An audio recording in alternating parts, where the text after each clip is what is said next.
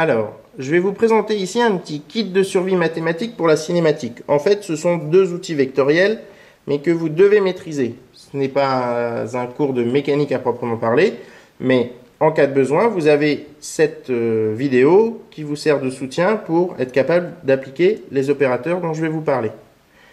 Le produit scalaire. Le produit scalaire, c'est un opérateur qui, à partir de deux vecteurs, va nous donner un scalaire, c'est-à-dire un réel. Si j'ai un vecteur V1 qui a pour coordonnées cartésiennes A1, B1, C1 dans la base B, et un vecteur V2 ayant pour coordonnées A2, B2, C2 également dans la base B, alors le produit scalaire de V1, V2 est égal à A1, A2 plus B1, B2 plus C1, C2. Car les coordonnées sont dans la même base. Pour appliquer cette relation, il faut que les deux vecteurs soient exprimés dans la même base. Si maintenant je sais qu'il y a par exemple un angle alpha entre V1 et V2, ici c'est plutôt entre V2 et V1, puisque je vais de V2 vers V1, j'ai alors V1, V2 qui sera égal à V3, V2. V3 c'est quoi? C'est la projection de V1 sur V2. Et donc V1, V2 est égal à V3, V2 est égal à la norme de V1 fois la norme de V2 fois le cosinus d'alpha. Ça, ce sont des rappels de mathématiques que vous avez déjà dû voir. Quelques propriétés du produit scalaire. La commutativité. V1, V2 est égal à V2, V1. La distributivité. V2i scalaire V2j plus V2k, c'est égal à V2i scalaire V2j plus V2i scalaire V2k. V1 scalaire V2, c'est égal à 0 si V1 égale 0 ou V2 égale 0, ou alors si V1 est orthogonal à V2. Maintenant, le produit vectoriel. Le produit vectoriel, c'est un opérateur qui, à partir de deux vecteurs, va me donner un troisième vecteur. On appelle alpha l'angle entre V1 et V2, qui va de V1 vers V2. Cette fois-ci, c'est important. V, le vecteur, on va appeler V le vecteur obtenu en faisant V1 vectoriel V2. V, il aura pour direction la perpendiculaire au plan de V1, V2. C'est-à-dire que V1 et V2 étant deux vecteurs, si je peux dessiner un plan avec V1 et V2, alors V est toujours perpendiculaire, normal à ce plan. V a pour module signé, c'est-à-dire la norme de V vaut la norme de V1 fois la norme de V2 fois le sinus de l'angle alpha. Alors attention, ça peut être plus ou moins, puisque c'est un module signé, et V est dans le sens positif si V1 va vers, et si en tournant de V1 vers V2, on tourne dans le sens trigonométrique, direct, sinon V est négatif. Par exemple ici, V1, V2, imaginons que j'ai X par là, Y par là-bas. X par là, Y par là-bas. Alors, de V1 vers V2, je tourne de X vers Y, je suis dans le sens trigo, je suis dans le sens positif, donc V aura un module positif. Par contre, ça veut dire que V2 vectoriel V1, je vais de V2 vers V1, je tourne dans le sens horaire, alors V aura un module négatif, ce sera moins V qui est ici. Ce que nous allons voir dans les propriétés. Comment calculer la valeur du vecteur V, les coordonnées du vecteur V, je veux dire, on peut utiliser cette astuce.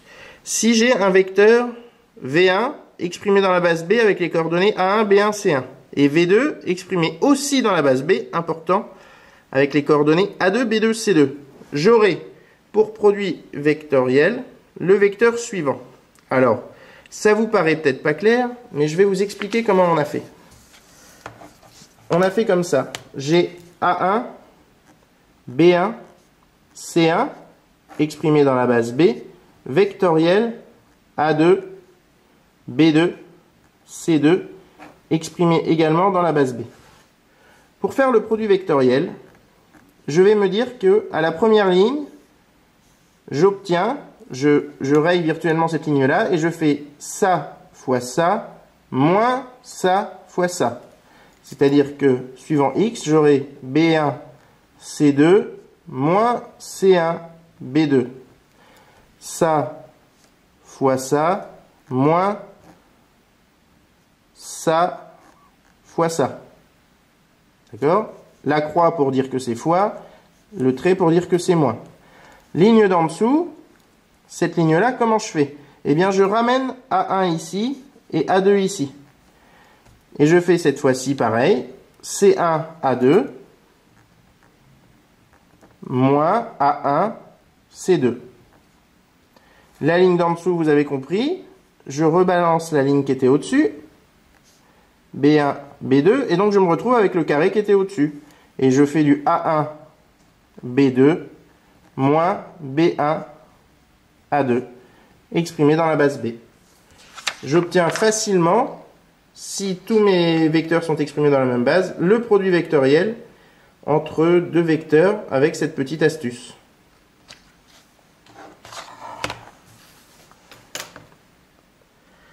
Maintenant, quelques propriétés, certaines ont déjà été évoquées.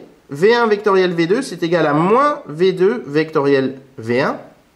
V1 vectoriel V2 plus V3, c'est égal à V1 vectoriel V2 plus V1 vectoriel V3.